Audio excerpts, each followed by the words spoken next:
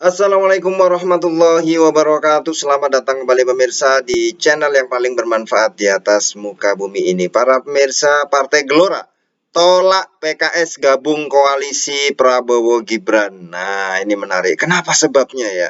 Sekretaris Jenderal Partai Gelombang Rakyat yaitu Gelora Indonesia, Mahfud Siddiq mengatakan apabila PKS bergabung jadi pendukung pemerintahan Prabowo Gibran, maka akan menjadi sinyal pembelahan massa ideologisnya. Hal itu disampaikan Mahfud menanggapi kemungkinan PKS merapat juga ke pemerintahan Prabowo Gibran, meski kekinian masih terlihat malu-malu kucing untuk menyampaikan ya. Ini kita lihat bagaimana statement beliau. Jika sekarang PKS mau merapat karena alasan proses politik sudah selesai, apa segampang itu PKS bermain narasi ideologisnya? Apa kata pendukung fanatiknya? Sepertinya ada pembelahan sikap antara elit PKS dan massa pendukungnya ya, kata Mahfud Siddiq dalam keterangannya Sabtu 27 April 2024. Menarik ini para pemirsa ya. Jadi kalau kita lihat memang sekjen dari PKS ya itu ingin ya Prabowo juga bisa menemui PKS, bagaimana Prabowo menemui PKB dan Nasdem. Nah, pengen juga ditemui ini, jadi pengen juga supaya bisa merapat atau berkoalisi dengan Prabowo ya. Menurut Mahfud Siddiq, PKS selama masa kampanye Pilpres 2024, PKS melakukan serangan negatif secara masif kepada Prabowo Gibran, terutama kepada Gibran Rakabuming Raka, Wali Kota Solo, dan juga kepada Presiden Joko Widodo. Seingat saya selama proses kampanye, di kalangan PKS banyak muncul narasi sangat ideologis dalam menyerang sosok Prabowo Gibran, katanya ya.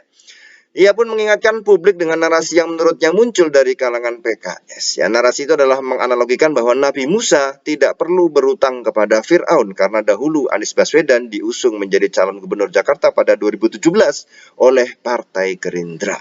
Jadi Nabi Musanya diperankan siapa ini? Ya, Anies ya.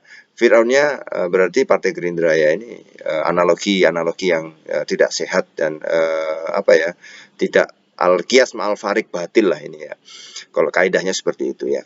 Nah, kita lihat bagaimana beliau selanjutnya. Mahfud juga mengungkapkan bahwa PKS selama ini kerap memunculkan narasi yang mengadu domba dan membelah masyarakat. Benarkah demikian? Tulis ya menurut pengamatan kalian di kolom komentar. Benarkah bahwa PKS selama ini kerap memunculkan narasi yang mengadu domba dan membelah masyarakat? Salah satu contohnya menurut Mahfud Siddiq adalah cap pengkhianat kepada Prabowo karena bergabung dalam kabinet pemerintahan Presiden Joko Widodo dan Wakil Presiden Kiai Haji Ma'ruf Amin pada 2019 yang menurutnya muncul dari PKS. Apa yang muncul itu? Cap pengkhianat kepada Pak Prabowo.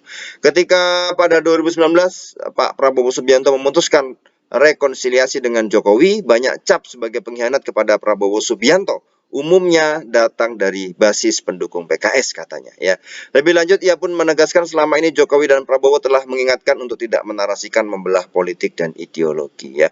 Narasi-narasi yang berisiko membelah lagi masyarakat secara politis dan ideologis, padahal itu yang sering diingatkan oleh Presiden Jokowi dan Capres Prabowo, kata Mahfud Siddiq ya. Kita lihat bagaimana pernyataan PKS. Sebelumnya Sekjen PKS Abu Bakar Al-Habsyi menanggapi pertanyaan sikap politik partainya apakah bergabung dengan pemerintahan Prabowo Subianto dan Gibran Rakabuming Raka atau menjadi oposisi?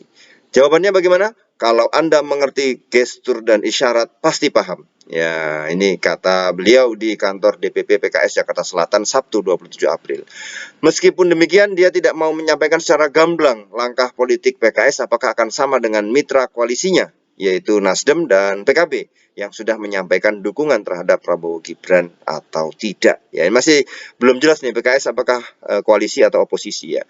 Mengenai hubungan PKS dengan Prabowo, dia menyebut selama ini komunikasi pihaknya terjalin baik dengan Ketua Umum Partai Gerindra itu meski keduanya tidak berada di poros yang sama pada Pilpres 2024. Kami sama Prabowo cukup lama hubungan jadi sudah nggak sulit. Ya. Dia juga menyebut akan ada pertemuan antara PKS dengan Prabowo dalam waktu dekat. Namun dia masih enggan untuk mengungkapkan kapan pertemuan tersebut dilaksanakan. Ya, jadi ini masih misteri.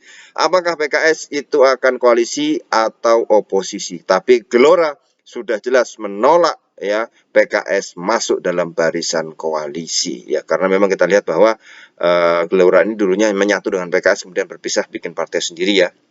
Nah, itu Gelora menolak ya karena dengan alasan PKS sering membelah masyarakat ya, dengan narasi adu domba dan cap-cap-cap yang lain ya, dan lain sebagainya ya. Ya itu kita lihat bagaimana perkembangannya masih dinamis. Namanya politik tidak bisa terlalu gampang dibaca, tapi ya kita lihat bagaimana ke depannya. Terima kasih para pemirsa, kita akan ketemu lagi di video selanjutnya. Wassalamualaikum warahmatullahi wabarakatuh.